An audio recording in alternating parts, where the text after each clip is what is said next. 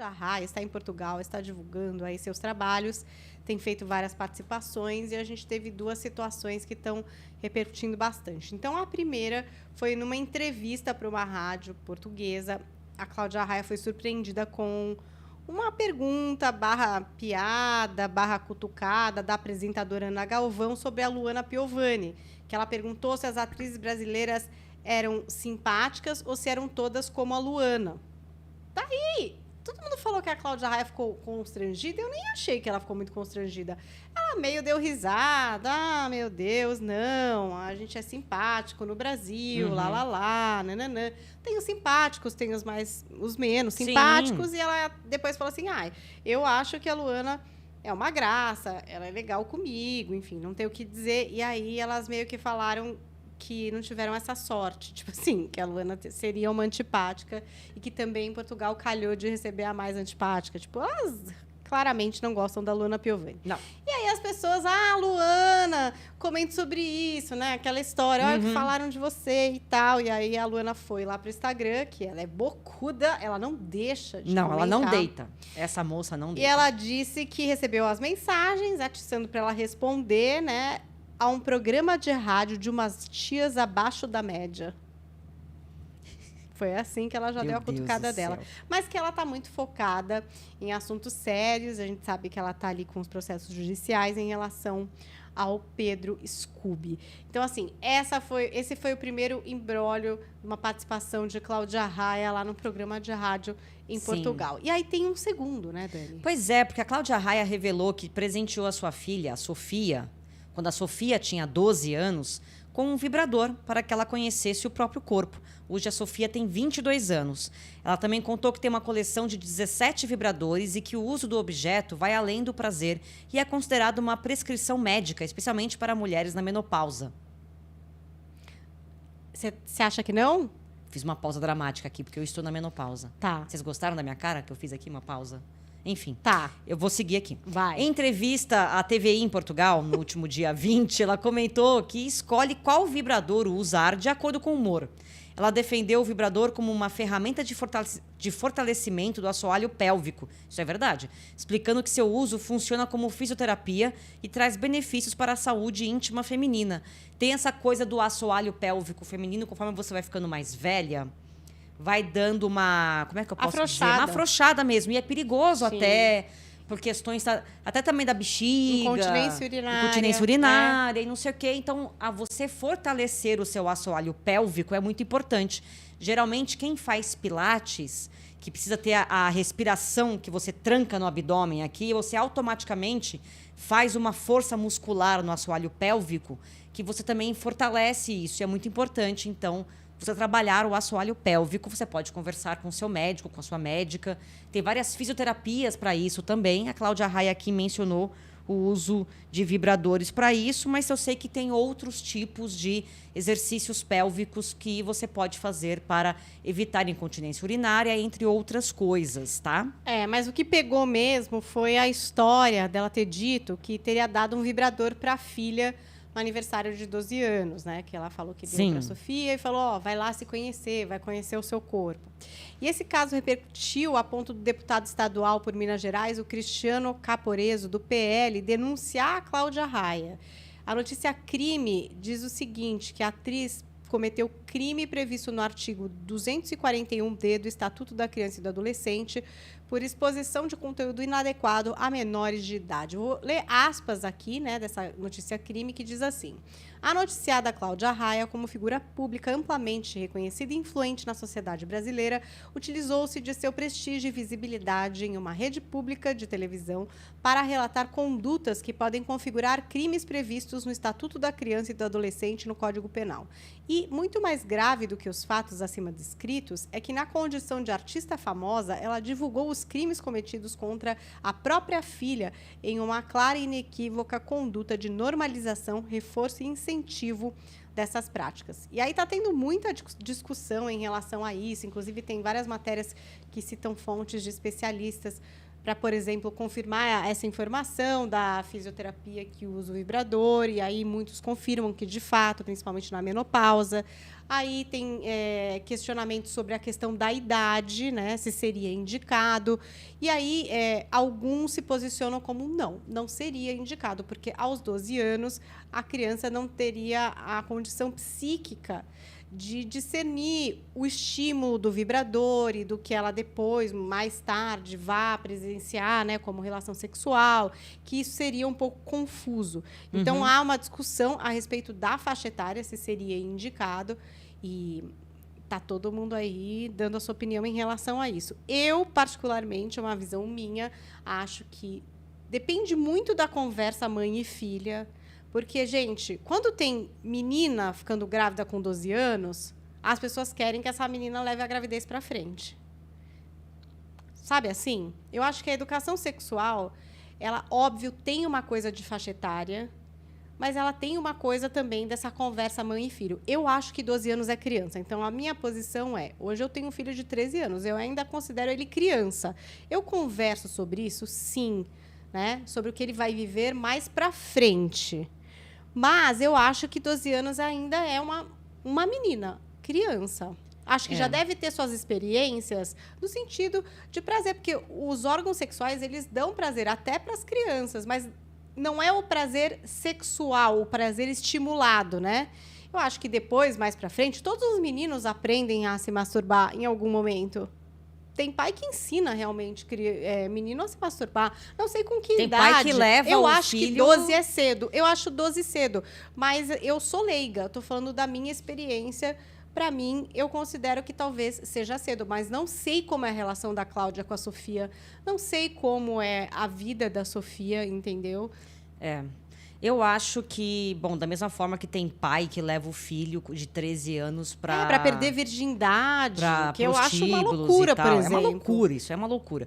Eu acho que tem que existir, sim, a educação sexual nas escolas. É importante a pessoa conhecer o próprio corpo. Faz parte do crescimento. São fases hormonais. As crianças se tocam, sim, é normal. E tem que ter o aconselhamento dos pais... do responsável da criança, para explicar para ela quando isso deve ser feito, a forma como isso deve ser feito, o que é isso, o que está acontecendo no corpo. Por isso que é importante a educação sexual, para a pessoa olhar e não se sentir um dinossauro. Sim, entendeu? Entender que existe o prazer, que exatamente, não é nada, que não é pecado, não é nada exato, disso. Que os hormônios existem. Então, provavelmente, um menino de 12 anos já se tocou. Provavelmente, uma menina de 12 anos já se tocou também.